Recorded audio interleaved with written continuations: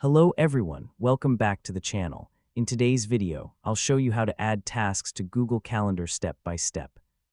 If you want to manage your daily to-do list, deadlines, and personal work more efficiently, this complete 2026 guide will help you use Google Calendar tasks in a simple way. First, open Google Calendar in your browser and click the Create button. From the menu, select Task. Now enter a title for your task.